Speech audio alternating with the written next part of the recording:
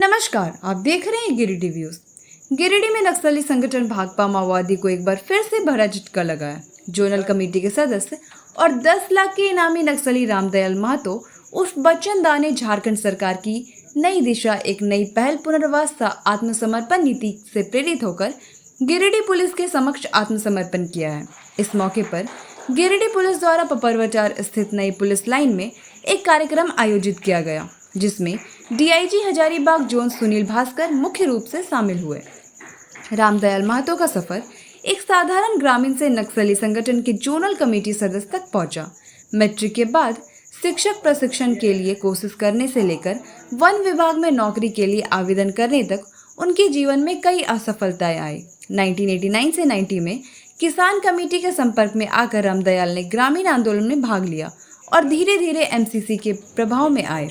1996 से 1997 में उन्हें किसान कमेटी का नेतृत्वकर्ता बनाया गया, जिसके बाद उनका कद बढ़ता गया और वे पार्टी के स्पेशल एरिया कमेटी के पद तक पहुंच गए।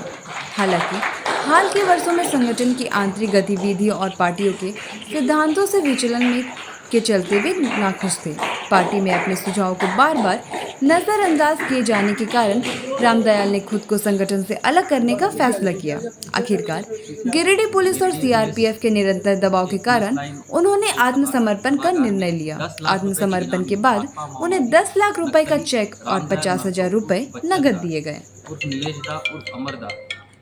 जोनल कमेटी सदस्य के द्वारा झारखंड सरकार के आत्मसमर्पण एवं पुनर्वास नीति नई दिशा एक नई पहल से प्रभावित होकर गिरिडीह पुलिस के समक्ष आज इनके द्वारा समर्पण किया जा रहा है, आत्मसमर्पण किया जा रहा है, ताकि झारखंड सरकार द्वारा घोषित पुनर्वास नीति का लाभ लेकर एक सामान्य पारिवारिक जीवन का व्यापन करें। ये पूर्व में बहुत ही एक्टिव नक्सल रह चुके हैं।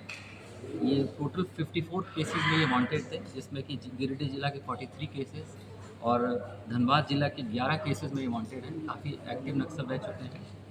2012 से ये एक्टिव रहे हैं और हाल के दिनों में ये नक्सली संगठन के थिंक टैंक के रूप में ये कार्य कर रहे थे। और इसी क्रम में जो गिरिडीह पुलिस है, एसएसबी है और सीआरपीएफ का यहाँ लगातार अभियान चल रहा था। तो इस अभियान के प्रेशर में आके साथ ही झारखंड सरकार द्वारा घोषित जो पुनर्वास नीति है उससे प्रेरित होकर उन्होंने ये निर्णय लिया कि गिरिडीह पुलिस के समक्ष आज ये समर्पण करेंगे। तो एक बहुत बड़ी उपलब्धि है गिरिडीह पुलिस के लिए।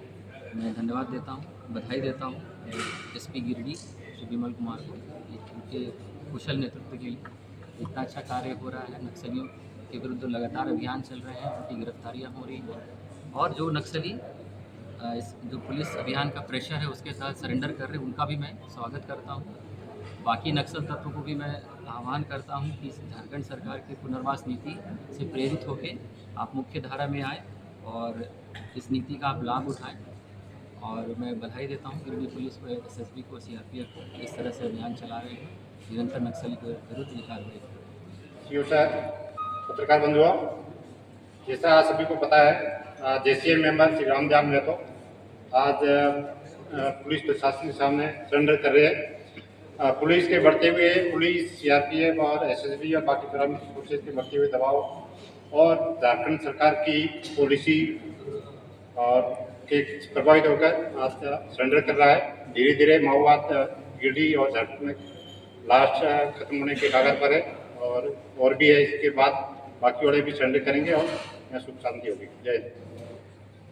आत्मसमर्पण कार्यक्रम में उपस्थित परम आदरणीय पुलिस उप महानिरीक्षक महोदय, एसएसबी के कमांडेंट साहब, सीआरपीएफ के कमांडेंट साहब और यहाँ पे उपस्थित सभी लोगों का और विशेष रूप से मीडिया बंधुओं का आपका स्वागत है।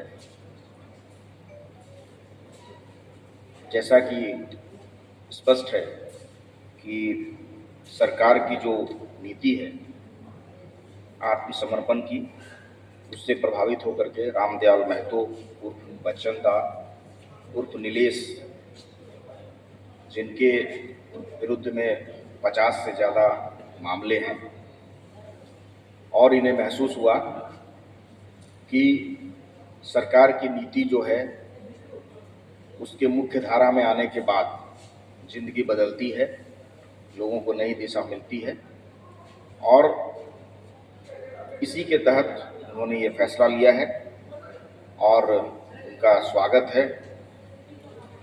हम लोग ये आशा करते हैं कि आने वाले समय में वैसे जो भी मुख्य धारा से भटक गए हैं उन सबों की वे सभी जो है एक एक करके वापस आएंगे और जो एक डेमोक्रेटिक स्टेट में जो डेवलपमेंट होना है उसमें अपना सहयोग देंगे। हम सभी आप मीडिया बंधु का बहुत बहुत धन्यवाद करते हैं। बाकी डीआईजी सर बहुत सारा डिटेल में आपको ब्रीफ करेंगे। बहुत बहुत एसएसपी पुलिस अधीक्षक गिरिडीह, 2IC CRPF, गिरिडीह जिला बल के सारे वरीय अधिकारी, पुलिसकर्मीगण, मीडिया के बंधुगण, बहुत ही जैसे कि पूर्व के वक्ताओं ने बताया, आज एक बहुत ही महत्वपूर्ण और ख़ास दिन है कि 10 लाख रुपए के इनामी भाकपा माओवादी नक्सली रामदयाल महतो उर्फ बच्चन दा उर्फ नीलेश दा उर्फ अमर दा जोनल कमेटी सदस्य के द्वारा झारखंड सरकार की आत्मसमर्पण एवं पुनर्वास नीति नई दिशा एक नई पहल से प्रभावित होकर क्रियावादी जो है गिरिडीह पुलिस के समक्ष आत्मसमर्पण का निर्णय लिया इन्होंने, ताकि झारखंड सरकार द्वारा घोषित पुनर्वास नीति का लाभ लेकर पारिवारिक जीवन ये सहज रूप से अपना आगे का निर्वहन कर सकें। रामदयाल महतो और बच्चन दा, आपको जान के हैरानी होगी कि ये पूर्व में 54 कांडों में ये वांछित है। ये पूर्व से एक बहुत ही दुर्दांत नक्सली रहे हैं और काफ़ी एक्टिव रहे थे। 2012 ऑनवर्ड से काफ़ी इन्होंने घटनाओं को अंजाम दिया है, जो कि गिरिडीह जिला के बहुत सारे कांड में ये वांछित है एवं धनबाद के 11 कांडों में ये वांछित है। तो गिरिडीह पुलिस को बहुत दिनों से इनकी तलाश थी, परंतु और निरंतर इस प्रक्रिया में अभियान चल रहे थे जिसमें कि CRPF, SSB और गिरिडीह जिला बल निरंतर नक्सलियों पे दबाव बनाए हुए थे। इसी क्रम में आपने देखा है कि पूर्व में 1 लाख के इनामी का भी अरेस्टिंग की गई थी और काफ़ी आर्म्स एम्यूनिशंस की बरामदगी हुई थी। तो निरंतर जो अभियान चल रहे थे और जो झारखंड सरकार की जो पुनर्वास नीति है उससे उन दोनों के कारण बच्चन दा उर्फ रामदयाल महतो ने निर्णय लिया कि वो पुलिस के सामने आत्मसमर्पण करेगा और जो राशि उसके ऊपर इनाम में घोषित की गई है उसको भी प्राप्त करेगा, साथ में प्रत्यावर्तन एवं पुनर्वास नीति के तहत जो पुनर्वास अनुदान होता है उसको भी वो प्राप्त करेगा। तो ये एक तरह से विन विन सिचुएशन है पुलिस फोर्सेस के लिए एवं नक्सली जो आत्मसमर्पण करना चाह रहे हैं कि जो इनामी राशि है वो भी प्राप्त करते हैं, पुनर्वास अनुदान है वो भी प्राप्त करते हैं। इसके अलावा बहुत सारे इसमें आपको बेनिफिट्स हैं, जिसमें से आपको ज़मीन मिलती है, गृह निर्माण हेतु ज़मीन का मिलता है, गृह निर्माण हेतु राशि की प्राप्ति होती है। तो एक विन विन सिचुएशन है। तो झारखंड पुलिस की ओर से मैं जितने भी नक्सली हैं, उग्रवादी हैं, उन सबका आह्वान करता हूं कि आप भी झारखंड सरकार द्वारा घोषित इस पुनर्वास नीति का लाभ उठाएं और मुख्य धारा से जुड़े और एक अच्छी पारिवारिक जीवन का आनंद लें और नक्सल गतिविधियों से अपने आप को दूर करें। अन्यथा पुलिस जो है अपनी कार्रवाई करेगी, अभियान निरंतर चलते रहेंगे और जो एंटी सोशल एलिमेंट्स हैं, जो नक्सल तत्व हैं, उन पे हम लोग अपनी कार्रवाई करेंगे। तो एक महत्वपूर्ण दिन है आज, अच्छी उपलब्धि है गिरिडीह पुलिस के लिए। मैं धन्यवाद देता हूँ पुलिस अधीक्षक का, क्योंकि पूरी टीम ने, श्री विमल कुमार जी का, कि उनकी पूरी टीम ने बहुत अच्छा काम किया है। अरेस्टिंग्स हो रहे हैं, उसके साथ साथ ये प्रेरित भी कर रहे हैं नक्सलियों को कि आप मुख्य धारा से जुड़े और इस पुनर्वास नीति का लाभ उठाएं। भाई साहब CRPF और यहाँ पे उपस्थित मीडिया के लोग और हमारे साथी, मैं ये कहना चाहूँगा कि आज हमारे सिक्योरिटी फोर्सेस के लिए, पुलिस के लिए और लार्जली स्पीकिंग समाज के लिए बहुत अच्छा दिन है, बहुत पॉजिटिव दिन है कि बच्चन दा जैसे लोग जो है अपने पार्टी को छोड़ करके मुख्य धारा में शामिल होने का फैसला किया है।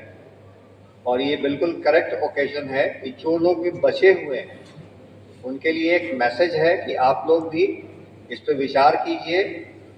भारत सरकार आपके पुनर्विकास के लिए इतने सारे कार्यक्रम चला रही है, मुख्य धारा में लाने के लिए इतना प्रयास कर रही है, वो आपके अच्छे के लिए भी है और समाज के अच्छे के लिए भी है। इसलिए मैं इस मंच के माध्यम से उन बचे हुए लोगों को अपील करना चाहूँगा जो अभी दूसरी तरफ मुड़े हुए हैं, आप भी इस पे विचार करें और आकर के हमसे संपर्क स्थापित करें, सरेंडर करें और मुख्य धारा में जुड़ करके अच्छा जीवन जीने का कोशिश करें। धन्यवाद।